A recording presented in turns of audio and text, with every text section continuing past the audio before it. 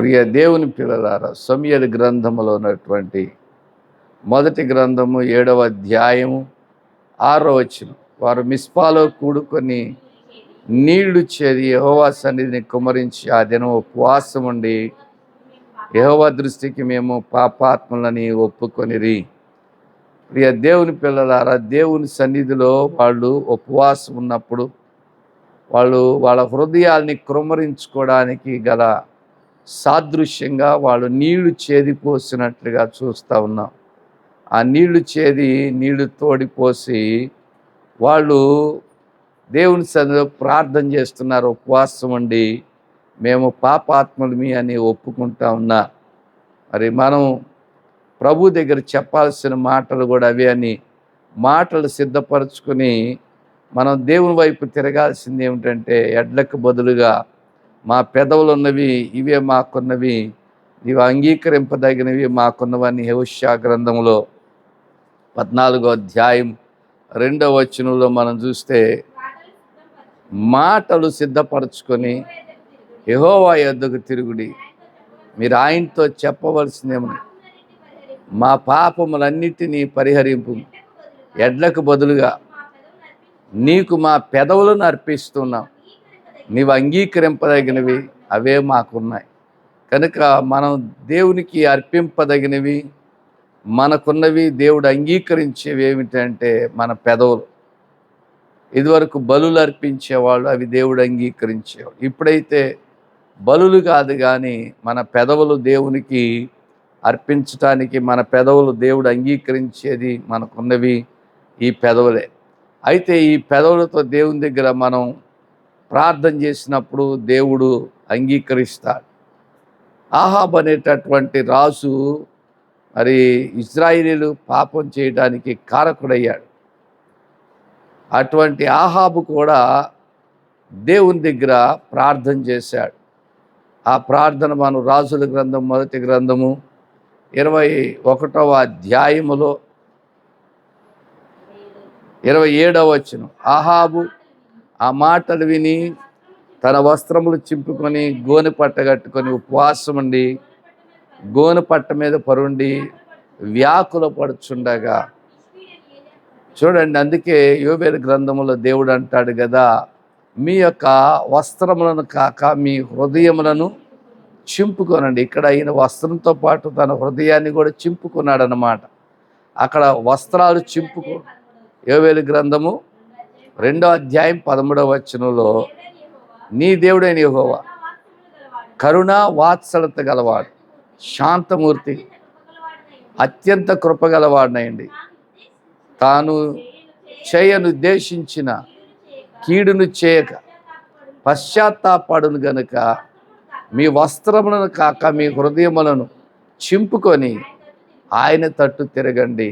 ఇక్కడ వస్త్రాలని చింపుకోవడం అంటే హృదయాన్ని దేవుని ఎదుట విప్పి పరచటమే. హృదయాన్ని చింపుకోవడమే అంటే హృదయం దేవుని సన్నిధిలో కృమ్మరించుట. చింపుకోవడం కానీ కృమ్మరించటం. నీళ్లు కృమ్మరించినట్లుగా ప్రభు సన్నిధిని మీ హృదయాలు కృమ్మరించండి అని విలాప వాక్యాలు 2వ అధ్యాయం 19వ వచనంలో చదువుకు. నువ్వు లేచి రేయి మొదటి జామున మర్రపెట్టు, నీళ్లు కృమ్మరించినట్లుగా ప్రభు సన్నిధిని నీ హృదయాన్ని కృమ్మరించాలి. చాలా ఇక్కడ ప్రార్థన ఎలా చేయాలి అంటే హృదయాన్ని కృమ్మరించాలి. దాన్నే హృదయం చింపుకోవటం అన్నారు. వస్త్రములను కాక మీ హృదయమును చింపుకోండి అంటే హృదయాన్ని కృమ్మరించుకోవడమే హృదయాన్ని చింపుకోవడం. ఆ హృదయాన్ని కృమ్మరించుకుని చేసే ప్రార్థన, పశ్చాత్తాపంతో చేసే ప్రార్థన. యేసుక్రీస్తు ప్రభులు వారు ఒక ఉపమానాన్ని చెప్పినప్పుడు ప్రార్థన చేయటానికి 2 దేవాలయంలోకి వెళ్ళారండి. ఒకడు పరిసయ్యుడు, ఇంకొకడు సుంకరి. పరిసయ్యుడు నిలవబడి, ఆ ప్రభువా, నేను చోరులు కానీ అన్యాయస్తులు కానీ, లూకా శుభవార్తలో 18వ అధ్యాయం 9వ వచనం చదువుకుందా, తామే నీతిని తమ నమ్ముకొని ఇతరులను తృణీకరించి వారితో ఆయన ఉపమానం చెప్పాను, ప్రార్థన చేయటానికి ఇద్దరు మనుషులు దేవాలయంలోకి వెళ్ళారు. వారిలో ఒకడు పరిసేయుడు, ఒకడు సుంకరి. పరిసేయుడు నిలవబడి, దేవా, నేను చోరులను, అన్యాయస్తులను, వ్యభిచారులైన ఇతర మనుషులైన ఉండనందుకు నీకు మనుషుల వలనను ఈ సుంకర వలనను ఉండనందుకు నీకు కృతజ్ఞతాస్తుతులు చెల్లిస్తున్నాను. ఆ పరిసేయుడు చేస్తున్న గొప్పతనాలు చెప్పుకున్నాడు. వారానికి 2 సార్లు నేను ఉపవాసం ఉంటున్నాను, నా సంపాదన అంతట్లో 10వ వంతు చెల్లిస్తున్నానని తనలో తానే చెప్పుకున్నాడు, బయటికి కూడా చెప్పలేదు. అయితే సుంకరి దూరముగా నిల్చుండి ఆకాశం వైపు కన్నులెత్తికైన ధైర్యం చాలక రొమ్ము కొంటూ, దేవా, పాపినైన నన్ను కరుణించు అని పలికిన. అతని కంటే, పరిసయ్యుని కంటే సుంకరి నీతిమంతునిగా తీర్చబడ్డాడు. కారణం ఏంటంటే సుంకరి తన హృదయాన్ని పగలగొట్టుకున్నాడు. పాపినైన నన్ను కరుణించు అని అడిగాడు. కనుక సుంకరి తన హృదయాన్ని పగలగొట్టుకుంటే కంటి వెంట కన్నీరు వచ్చింది. ఇప్పుడు కొబ్బరికాయ పగలగొడితే ఏమొస్తుంది? కొబ్బరి నీళ్ళు వస్తాయి, అంతేనా? మంచినీళ్ళు వస్తాయి. కొబ్బరికాయ పగలగొడితే ఏమొచ్చుద్ది? కొబ్బరి నీళ్ళు వస్తాయి, కొబ్బరికాయ నీళ్ళు వస్తాయి. హృదయాన్ని పగలగొడితే ఏమొస్తుంది? కన్నీరు వస్తుంది, కళ్ళ వెంట కన్నీరు వస్తుంది. హృదయాన్ని పగలగొడితే కంటి వెంట కన్నీరు వస్తుంది. చూడండి, మరి మన జీవితాల్లో కూడా మనము హృదయాన్ని పగలగొట్టుకుంటున్నాం దేవుని దగ్గర. ఆ హృదయాన్ని పగలగొట్టుకొని ప్రార్థన చేసినప్పుడు ఆ సుంకరి ఆకాశం వైపు కన్నులెత్తుకైన ధైర్యం చాలక రొమ్ము కొట్టుకొనొచ్చు, దేవా, గుండెలు బాదుకుని ఏడుస్తున్నాడు, నేను పాపిని పాపిని పాపిని అని. మనం చేసే ప్రార్థన మనల్ని నీతిమంతుడిగా తీరుస్తుంది. అతని కంటే ఇతడు నీతిమంతుడిగా తీర్చబడ్డాడు. అంటే పరిసయ్యుని కంటే సుంకరి నీతిమంతునిగా తీర్చబడ్డాడు. పరిసయ్యుడు తనలో తాను ప్రార్థన చేసుకున్నాడు, కానీ తన యొక్క గొప్పతనాలో లేక యోగ్యతలో దేవుని ముందు పెట్టి ప్రార్థన చేస్తున్నాడు. సుంకరి మాత్రం తన అయోగ్యతను దేవుని ముందు పెట్టి హృదయాన్ని పగలగొట్టుకుని ప్రార్థన చేస్తున్నాడు. ఒకటే గుర్తు, హృదయం పగిలితే కళ్ళ వెంట కన్నీరు వస్తుంది. మన చేతిలో కొబ్బరికాయ పగలనంత వరకు నీళ్లు రావు. ఆ చేతిలో కొబ్బరికాయ పగిలినప్పుడే నీళ్ళు వస్తాయి. ఆ కొబ్బరి నీళ్ళు, కొబ్బరికాయలో నుంచి కొబ్బరి నీళ్ళు వస్తాయి. అలాగే హృదయం పగిలితే కంటి వెంట కన్నీరు వస్తుంది, కళ్ళలోంచి కన్నీరు వస్తుంది. దేవుడు ఈ హృదయం పగలడం కోసమనే మనల్ని శ్రమల గుండా నడిపిస్తూ ఉంటాడు. ఆ శ్రమలు మన హృదయాన్ని పగలగొట్టాలి. అందుకు శ్రమల గుండా ప్రభు మనల్ని నడిపిస్తూ ఉంటాడు. ప్రియ దేవుని పిల్లలారా, మనము నలగగొట్టబడినప్పుడు, మనము పగలగొట్టబడినప్పుడు, ఒకసారి ఒక అమ్మాయి కొత్తగా పెళ్ళయి అత్తోరింటికి వెళ్ళింది. అత్తోరింటికి వెళ్ళిన తర్వాత కొంతకాలానికి, కొన్ని రోజులకి వాళ్ళ తండ్రి గారి దగ్గరకు వచ్చి తండ్రితో అంటుందట, నేను ఇంకా కాపురం చేయలేదు, నా వల్ల కాదు, నేను ఇంకా కష్టాలు, ఆ శ్రమలు తట్టుకోలేను అందంట. అప్పుడు వాళ్ళ నాన్నగారు ఏమీ మాట్లాడకుండా వాళ్ళ ఇంట్లో ఉన్నటువంటి ఆ స్టవ్లో 3 పొయ్యిల మీద 3 గిన్నెలతోటి 3 ఆ గిన్నెల నిండా నీళ్లు నింపాడట. పొయ్యి వెలిగించాడు. పొయ్యి వెలిగించి బాగా ఆ నీళ్లు మరగబెడుతున్నాడు. ఒక గిన్నెలో బంగాళదుంపలు వేసాడు, ఒక గిన్నెలో కోడిగుడ్లు వేసాడు, ఒక గిన్నెలో కాఫీ గింజలు వేసాడు. 3 బాగా మరిగినాయి. మరిగేసరికి గట్టిగా ఉన్న బంగాళదుంప ఏమైంది? మెత్తబడిపోయింది. మెత్తగా ఉండేటటువంటి కోడిగుడ్డు ఏమైంది? గట్టిగా అయిపోయింది. కాఫీ గింజలు ఏమైనాయి? బాగా మరిగినటువంటి నీళ్ళు వేసరికి మంచి సువాసన రావటం మొదలుపెట్టి, అప్పుడు ఆ 3టిని కలిపి చూపించి ఆ తండ్రి చెప్తున్నాడు, అమ్మా, శ్రమలు అనేవి మనలో ఉన్న సువాసనని బయటికి తీసుకొస్తాయి. శ్రమలు అనేవి మనలో ఉన్న కఠినత్వాన్ని తీసేస్తాయని బంగాళదుంపను తీసుకొచ్చి చూపిస్తూ ఉన్నాడు. మనలో ఉన్న కఠినత్వాన్ని ఈ బంగాళదుంపలు ఎలాగైతే మెత్తగా అయిపోయినాయో అలాగ మనలో ఉన్న కఠినత్వాన్ని తీసేస్తాయి శ్రమలు. అలాగనే మరి మనలో కొన్నిసార్లు మెత్తన ధర ఉంటుంది కదా, ఈ శ్రమలు మనం దిట్టపరుస్తాయి, బలపరుస్తాయి. పొడిగుడు చూపించి అన్నాడు, మనం దిట్టపరుస్తాయి అని. నీకొచ్చే శ్రమలు నీ జీవితం మంచి సువాసనలుగా ఉండటానికే దేవుడు అనుమతించాడని చెప్పాడు. కనుక మనకెదురయ్యేటటువంటి శ్రమలు మన జీవితపు సువాసన వెదజల్లటానికి దేవుడు నిర్ణయించాడు. కనుక శ్రమలు కావాలా వద్దా? ఇప్పుడు మనం ఇప్పుడు అనిపిస్తుంది కావాలని. కానీ శ్రమలు వచ్చినప్పుడు తట్టుకోలేక అంటాం, ఎందుకు వచ్చిన శ్రమలు, ఎందుకు వచ్చిన జీవితం, ఎందుకు వచ్చిన బ్రతుకు, ఎందుకు వచ్చింది ఇది? నిజమే, మీకే కాదు, శరీరం ఉన్న ప్రతి ఒక్కరికి అనిపించేటటువంటి పరిస్థితులే. శరీరం ఉన్న ప్రతి ఒక్కరికి. అసలు ఒక భక్తుడైన యోబు అన్నాడు, నేను పుట్టినరోజు లేకుండా ఉంటే బాగుండు అన్నాడు. ఇంకొక ఆయన అన్నాడు కదా, మగపిల్లడు పుట్టాడని వార్త చెప్పకుండా ఉంటే బాగుండేదని ఇర్మియా భక్తుడు అన్నాడు. అంటే వాళ్ళకు వచ్చిన శ్రమలు ఎంత భయంకరమైన శ్రమలో ఎదురయ్యాయి. మన జీవితంలో కూడా ఈ శ్రమలు అనేవి మనల్ని సారవంతంగా చేయడానికి దేవుడి శ్రమలు పంపిస్తాడు. ఎంతవరకు ఈ శ్రమల్లో మనం నిలిచుంటున్నాం అనేది తెలుసుకోవాలి. మన హృదయం కఠినంగా మారకూడదు. ఈ శ్రమల వలన హృదయం పగిలి కన్నీరు రావాలి. యేసయ్య పాదాలు కడగాలి, యేసయ్య పాదాలు కడగాలి. యేసుక్రీస్తు ప్రభు యొక్క పాదాలు కడిగిన ఆమె ఎవరు? ఒక ఆమె యేసు ప్రభు పాదాలు కడిగేసింది. ఆమెకి అందరూ బిరుదు పెట్టారు. ఏం బిరుదు పెట్టారు? పాపాత్మురాలు అని బిరుదు పెట్టారు. కానీ ఈ పాపాత్మురాలు యేసు ప్రభు కాళ్ళు కడిగింది, హృదయాన్ని పగలగొట్టుకుంది, కంటి వెంట కన్నీరు వచ్చింది.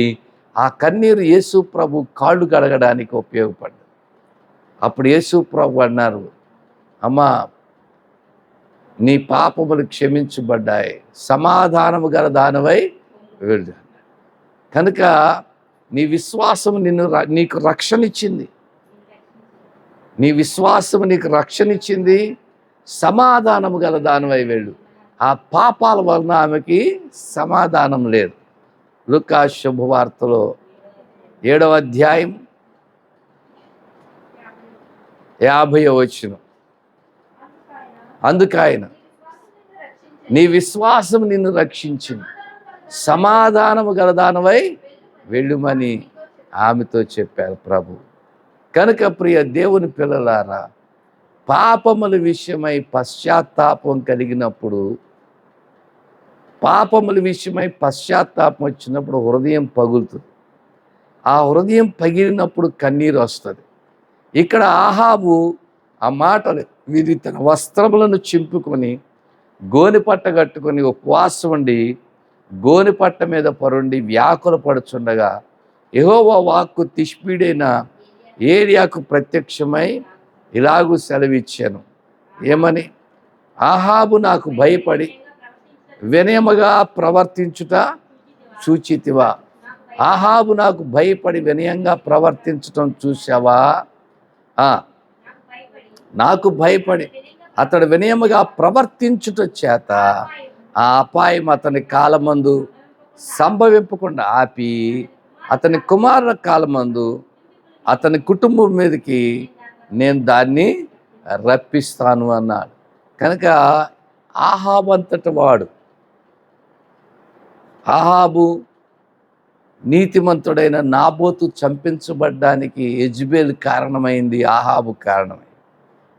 అయితే అటువంటి పరిస్థితుల్లో ఆహాబు మీదకి ఏలియా భక్తుడు చెప్పాడు, నీ మీదకి శిక్ష రాబోతుందని. వెంటనే వెళ్ళి ఉపవాసం ఉన్నాడట, గోనెపట్ట కట్టుకున్నాడు, ప్రార్థన చేయటం మొదలుపెట్టాడు, వ్యాకులు పడతా ఉన్నాడు. దేవుడు అన్నాడు, ఆహాబు చూసావా నాకు భయపడి ఎలాగ ప్రార్థన చేస్తున్నాడో, ఎలాగో ఉపవాసం ఉన్నాడో. అని దేవుడు ఆహాబులో ఉన్న వినయం, ఆహాబులో ఉన్న భయం, ఆహాబు ఉపవాసం మరి దేవుడు అక్కడ అంగీకరించినట్లుగా చూస్తా ఉన్నాం. మన ఉపవాసం దేవుడు అంగీకరించాలి. మన ఉపవాసం దేవుని దృష్టిని మన వైపు సారించేటట్లుగా ఉండాలి. అది దేవునికి ఇష్టమైన ఉపవాసం. కనుక సిలువ దగ్గరకు వచ్చినటువంటి మనము మన హృదయాలు పగలగొట్టుకున్నట్లయితే మన కంటి వెంట కన్నీరు వస్తుంది. ఎప్పుడు పగులుతుంది హృదయం అంటే సిలువలో వేలాడిన ప్రభుని, గాయపరచబడిన ప్రభుని మనం చూడగలిగినటువంటి నేత్రాలు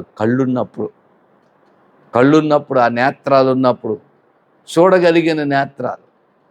ప్రియ దేవుని పిల్లలారా, చూడనంత కాలము అభిప్రాయం వేరుగా ఉంటుంది. అందుకే యోబు భక్తుడు అన్నాడు కదా, వినికిడిని గూర్చిన వార్త నేను విన్నాను. యోబు గ్రంథము 42వ అధ్యాయము 5వ వచనం, వినికిడి చేత నిన్ను గూర్చిన వార్త నేను విన్నాను, అయితే ఇప్పుడు నేను కన్నులారా నేను చూస్తున్నాను, కావున నన్ను నేను దేవుని ప్రత్యక్షత పొందిన వాడికి మొట్టమొదటగా వచ్చే అనుభవం ఏంటంటే వానికి వాడు అసహించుకుంటాడు. కావున నన్ను నేను అసహించుకుని ధూళిలోను బూడిదలోను పడి, చూడండి, ఒకటి అసహించుకున్నాడు, ఒకటి ధూళిలో పడుతున్నాడు, బూడిదలో పడుతున్నాడు, పశ్చాత్తాపడుతున్నాడు. బూడిద తగ్గింపుకి పశ్చాత్తాపానికి సాదృశ్యాలుగా ఉన్నాయి. కనుక ఈ యొక్క ధూళి బూడిదలాగా తగ్గించుకొని, అసహించుకొని, తగ్గించుకొని పశ్చాత్తాపడుతున్నాడు. ఎప్పుడు? దైవ ప్రత్యక్షత యోబు కలిగినప్పుడు. అందుకనే మన మనోనేత్రాలు వెలిగించబడితే, దైవ ప్రత్యక్షత మనకు కలిగితే మనమేంటి అనేది అర్థమవుతుంది. అప్పటిదాకా మనమేంటో మనకు అర్థం కాదు. మనమేంటో మన ఆలోచనకి, మన మనసుకి తట్టినట్టుగా ఉంటుంది. కానీ ఎప్పుడైతే దైవ ప్రత్యక్షత కలుగుతుందో అప్పుడే మనం దేవుని దగ్గర పశ్చాత్తాపడగలుగుతాం. అప్పుడే దేవుని దగ్గర మన హృదయాలు పగులుతాయి. కన్నీరు గార్చి దేవుని దగ్గర ప్రార్థన చేస్తుంటాం. ఒక ఆయన 27 రోజులు ఉపవాసం ఉండి ప్రార్థన చేశాడండి. ఏమి తినలేదు, తాగలేదు. ఓ పాస్టర్ గారు ఏమి తినలేదు, తాగలేదంట.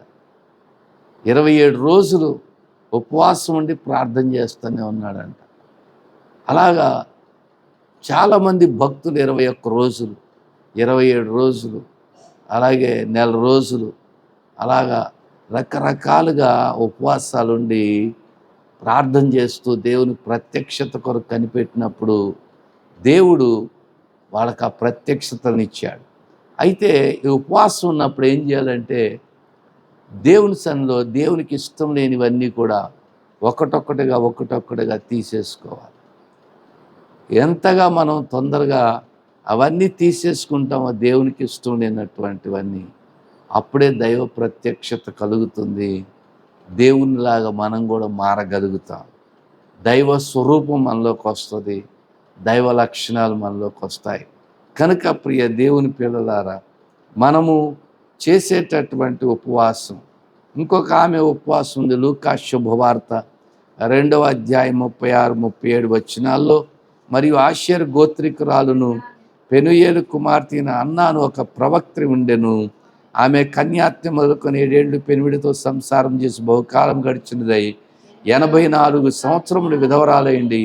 దేవాలయం విడువక ఉపవాస ప్రార్థనలతో రేయింబగళ్ళు, చూడండి, ఉపవాస ప్రార్థన కూడా ఒక సేవ.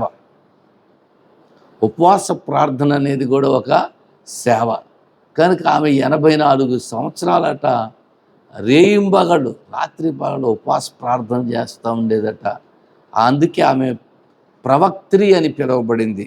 ప్రియ దేవుని పిల్లల, మనం కూడా దేవునితో సహవాసం కలిగి ఉపవాసం ఉండి ప్రార్థన చేసేటప్పుడు, మరి 40 రోజుల ఉపవాస ప్రార్థనలో మనము దైవ ప్రత్యక్షత పొందేటటువంటి ఆత్మీయ మెట్టుకి ఎదుగుతున్నామో లేదో పరిశీలన చేసుకో. దైవ ప్రత్యక్షత మనలోకి వస్తుందో లేదో పరిశీలన చేసుకోవాలి. దైవత్వం రావాలి, దైవ లక్షణాలు రావాలి, యేసు ప్రభులో ఉండేటటువంటి గుణాలు రావాలి. ప్రియ దేవుని పిల్లలారా, విలియం టెండేల్ అనేటటువంటి ఒక ఆయనకి దేవుడు బైబిల్ గ్రంథాన్ని తర్జుమా చేయమని చెప్పాడు. ఆయన తర్జుమా చేస్తుంటే ఆ యొక్క రాజుగారు అడిగాడట, నిన్ను ఎవరు తర్జుమా చేయమన్నాడని. అని ఇతన్ని ఒక దున్నపోతు నరం తీసి ఇతనికి పేకి పొట్టకి మొత్తం అంతా కట్టేసేసి చుట్టూ మంట పెట్టేశారంట. మంట పెట్టేసరికి ఆ వేడికి ఈ నరమంట బిగిసిపోవటం మొదలుపెట్టిందంట. బిగిసిపోతామంటే ఈయనంట ఆ నరం కట్టినోడిని తిట్టలేదు, మంట పెట్టినోడిని తిట్టలేదంట. కానీ ఒకటే మాట అన్నాడంట, ప్రభువా ఆ రాజు కళ్ళు తెరిపించు, రాజు కళ్ళు తెరిపించు అని ప్రార్థన చేస్తా, ఆ రాజు కోసం ప్రార్థన చేస్తా చచ్చిపోయాడు, కాల్చబడ్డాడు, హతసాక్షి అయిపోయాడు. అయితే 3 సంవత్సరాల తర్వాత రాజుగారు కళ్ళు దేవుడు తెరిచాడట. ఆ రాజుగారే బైబిల్ గ్రంథాన్ని తర్జుమా చేయమని కొంతమందిని ఏర్పాటు చేశాడట. ప్రియ దేవుని పిల్లలారా, ఇలాగ బైబిల్ గ్రంథం కోసం హతసాక్షులు అయిపోయిన వాళ్ళు ఉన్నారు. ప్రాణాలే పెట్టేశారు. వాళ్ళు ప్రాణాలు పెట్టడానికి వెనకాడలేదు. వాళ్ళని కొట్టిన వాళ్ళని, తిట్టిన వాళ్ళని, వాళ్ళని బంధించిన వాళ్ళని చంపేసిన వాళ్ళని కూడా ఎలా ప్రేమించగలిగారో అర్థం కానటువంటి ప్రేమ అది, యేసు ప్రభు ప్రేమ అది. ఒకసారి సర్వేపల్లి రాధాకృష్ణన్ గారు, ఆయన మంచి గురువు, ఆయన మంచి ఉపాధ్యాయుడు. ఆయన అడిగారంట, ఈ భూమి మీద ఉత్తమమైన గురువు ఎవరు అని. ఆయన మంచి ఉపాధ్యాయుడు. ఆయన అన్నాడంట, యేసు ప్రభువుకి మించినటువంటి గురువు ఈ భూమి మీద ఎవరు కూడా లేరన్నాడు. అలాగే నెపోలియన్ అనేటటువంటి ఒక మంచి వీరుడిని అడిగాడంట. నెపోలియన్ బోనపాటి అనేటటువంటి రాజుని అడిగారు, మరి మంచి యుద్ధాన్ని ఏర్పడేలాక రాజ్యాన్ని జయించారు కదా మీరు, రాజ్యాన్ని జయించగలిగినటువంటి సామర్థ్యం కలిగిన, శక్తి కలిగిన వ్యక్తి ఎవరు అన్నాడు. అప్పుడు అతను అన్నాడంట, మేము రక్తాలు చిందించి, రక్తాలు దారపోసి రాజ్యాలు జయించాము, కానీ ప్రేమతో రాజ్యాన్ని జయించిన యేసు ప్రభుకి మించినటువంటి వీరుడు ఎవరు లేరన్నాడు. యేసుక్రీస్తు ప్రభు ప్రేమతో జయించారు. అసలు గొప్ప అద్భుతం అది, అర్థం కాని విషయం. యేసు ప్రభుకి మించిన గురువు లేరు. ఆయన బోధలో మనకి మంచి మాదిరికరమైన కనుక గాంధీ గారి దగ్గరికి వెళ్ళి అడిగినా కూడా ఆయన యేసు ప్రభు బోధలు అనుసరిస్తే మన 2 దేశాల మధ్య సమైక్యత ఏర్పడుతుంది అని చెప్పారట. ప్రియ దేవుని పిల్లలారా, రాజకీయ నాయకులేంటి, లేక రాజ్యాన్ని పరిపాలించిన, జయించిన, సామ్రాజ్యాలను జయించిన వాళ్ళేంటి, లేక మంచి గురువులేంటి, వైద్యులేంటి, ఎవరిని అడిగినా కూడా యేసు ప్రభుకి మించిన వ్యక్తి భూమి మీద ఎవరు లేరు అనే మాట చెప్తున్నారు. ప్రియ దేవుని పిల్లలారా, మనము మన ప్రభు విషయంలో ఎంతవరకు మనం ప్రభు దగ్గర మన హృదయాలు కుమ్మరించుకుంటున్నాం, అది ఉపవాసం. హృదయాలు పగలగొట్టుకోవటం ఉపవాసం. నీ హృదయం పగిలితే కన్నీరు వస్తుంది, కంటి వెంట కన్నీరు ధారాపాతంగా వస్తుంది. అదొక్కటే. కనుక దేవుడు మనకిచ్చినటువంటి గొప్ప అవకాశం ఏంటంటే, పశ్చాత్తాపంతో హృదయాన్ని ప్రభు దగ్గర పగలగొట్టుకున్నట్లయితే, నిజంగా ఆ శిలువ దగ్గర నిలిచినప్పుడు, ఆయన యొక్క శ్రమను తలపోసుకున్నప్పుడు హృదయాలు పగిలి మరి మన యొక్క కన్నీరు ఏరై పారుతుంది. అంత హృదయాలు కదిలిపోయేటటువంటి ఆ గొప్ప శ్రమను ప్రభు మన కొరకు అనుభవించారు. మనం ప్రభు కొరకు ఎటువంటి శ్రమలు అనుభవిస్తున్నామనే విషయాన్ని పరిశీలన చేసుకుందాం. దేవుడి మాటలు మన వినికిళ్ళు దీవించును గాక. ప్రార్థన చేసుకుందాం. సిలువలో, ఆ సిలువలో, ఆ ఘోర కల్వరిలో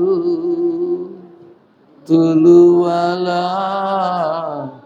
మధ్యలో వ్రేలాడిన యేసయ్యా, వెలి అయిన యేసయ్యా, బలి అయిన యేసయ్యా, నిలువెల్ల నలిగితివా, నీవెంతో అలసితివా, నిలువెల్ల నలిగితివా, నీవెంతో అలసితివా.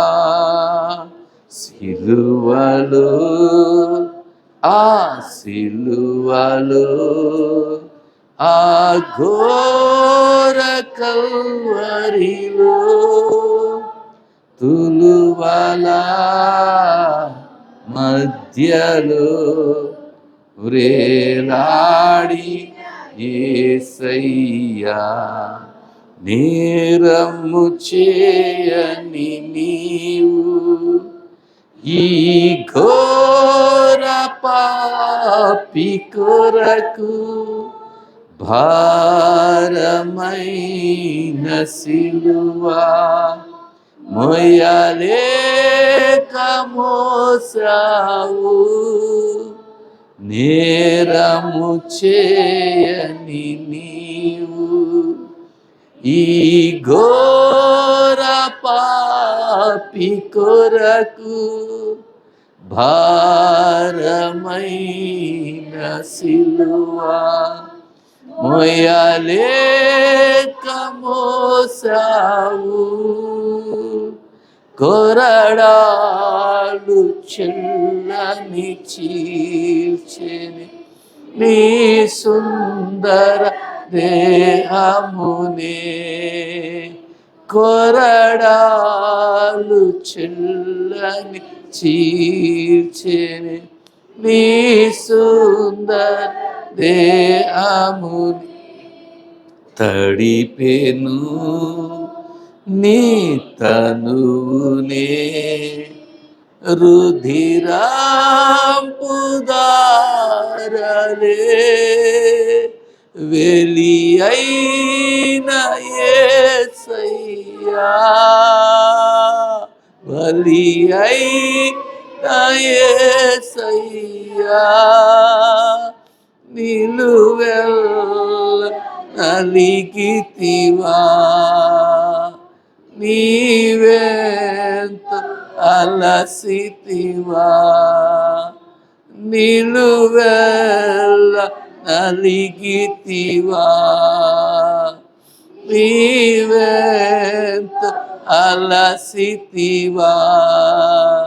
సిలువలో, ఆ సిలువలో, ఆ ఘోర కల్వరిలో తులువల మధ్యలో వ్రేలాడిన సయ్యా, వదకు సిద్ధమైన గొర్రె పిల్లవోలే మోమునవు మివేయా, మౌనివైనావే, వధకు సిద్ధమైన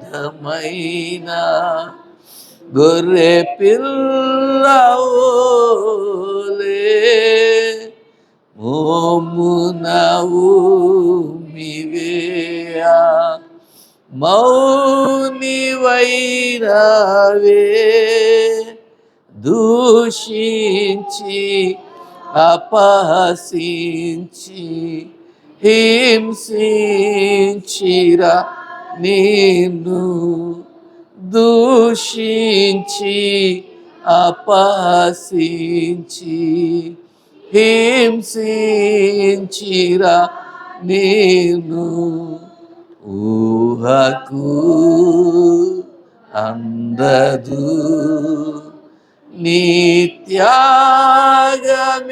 నిత్యాగమేసయ్యా వెలి అయిన యేసయ్యా బలి అయిన యేసయ్యా నిలువెల్ల నలిగితివా నీవెంతో అలసితివా నిలువెల్ల నలిగితివా నీవెంతో అలసితివా సిలువలో ఆ ఆ ఘోర కల్వలో తులువల మధ్యలో వ్రేలాడిన యేసయ్యా నాదు ఘోర పాపం నిన్ను సిలువకు గురి చేసే నాదు దోషమే నిన్ను అణువణువున హింసించే నాదు ఘోర పాపం నిన్ను సిలువకు గురి చేసే నాదు దోషమే నిన్ను అణువణువున హింసించే నీవు కార్చిన రక్తధారలే నా రక్షణాధారం నీవు కార్చిన రక్తధారలే నా రక్షణాధారం సిలువను చేరేదన్ విరిగిన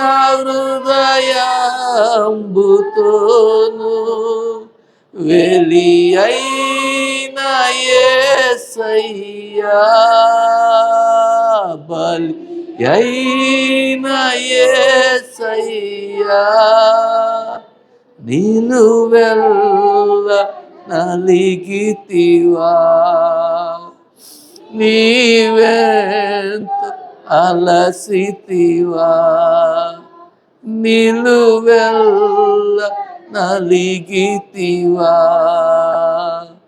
నీవెంత అలసితివా సిలువలో ఆ సిలువలో ఆ ఘోర కల్వలో తులువల మధ్యలో వ్రేలాడిన యేసయ్యా సర్వశక్తియు మిక్కిలి ప్రేమ కలిగిన పరిశుద్ధుడా మీ గాయపడిన రుధిరానికి మీకే కృతజ్ఞత స్తోత్రాలు చెల్లిస్తున్నాం అయా మేమైతే ఆ శ్రమను తట్టుకోలేం అయా ఇంకింత మట్టుకు చాలు అని మా జీవితంలో చాలా పర్యాలు మీతో చెప్పాం ఎదురైనటువంటి అనేక రకాల పోరాటాల్లో శ్రమల్లో నాయన అవమానాల్లో నిందల్లో హేళనలో తృణీకారాల్లో దేవా సమస్తం మీరు ఎరిగిన దేవుడివి అయా తట్టుకోలేనటువంటి శ్రమలను అనుమతిస్తున్న దేవుడు అయి ఉన్నావు దేవా నీ దగ్గర ప్రార్థన చేస్తూ ఉన్నావు అయా ఈ యొక్క జీవితం అంతా శ్రమలతోనే నిండిపోయింది. అయా తండ్రి కృపతో జ్ఞాపకం చేసుకోమని ప్రార్థన చేస్తున్నాను ప్రభువా. మీరు రక్షణ కార్యం సమాప్తి చేయడానికి నా కొరకు పడాల్సిన శ్రమ అంతటిని కూడా పడ్డారు గనుకనే రక్షించబడ్డాను ప్రభువా. నీకు స్తోత్రములు నాయన. నా పాపములకు ప్రాయశ్చిత్తాన్ని చెల్లించి మీ పవిత్రమైన రక్తాన్ని చిందించి మీ శరీరమందు నా పాపానికి ప్రాయశ్చిత్తాన్ని ప్రభువా మీరు చెల్లించినందుకై స్తోత్రాలు చెల్లిస్తా ఉన్నాను తండ్రి. నీ రక్త ప్రోక్షణ అయా ప్రతి ఒక్కరిపై నుంచండి. నీ సిలువ ధ్వజమే మా ముందుండగలుగుటకు సహాయం చేయండి. భక్తుడు పాడినట్లుగా నా ముందు సెలవ, నా వెనుక లోకాశలని పాడాడు. అయా లోకాశలతో బ్రతకనియద్దు కానీ లోకాశలు చచ్చిపోగలుగునట్లుగా సహాయం చేయండి. మీ దగ్గర ప్రార్థన చేస్తున్నాను ప్రభువా. అయా నీకు వందనాలు. ఆనాడు ప్రభువా మిమ్మల్ని న్యాయస్థానాల వైపు తిప్పారు నాయన. ఏ నేరము చేయనటువంటి మిమ్మలను నాయన న్యాయస్థానాల వైపు తిప్పారు నాయన. అయా తండ్రి అన్యాయపు తీర్పు విధించారు ప్రభువా. అన్యాయపు తీర్పు మీద ఆరోపించారు నాయన. సిలువకు అప్పగించారు తండ్రి. అయా అనేక శ్రమలను అనుభవించి మేము మీ రాజ్యంలో ప్రవేశించాలని మీ వాక్యంలో సెలవీయబడింది గనుక అయా మాకెదురయ్యే అనేక శ్రమలలో మీరు తోడైండుమని ప్రార్థన చేస్తున్నాను.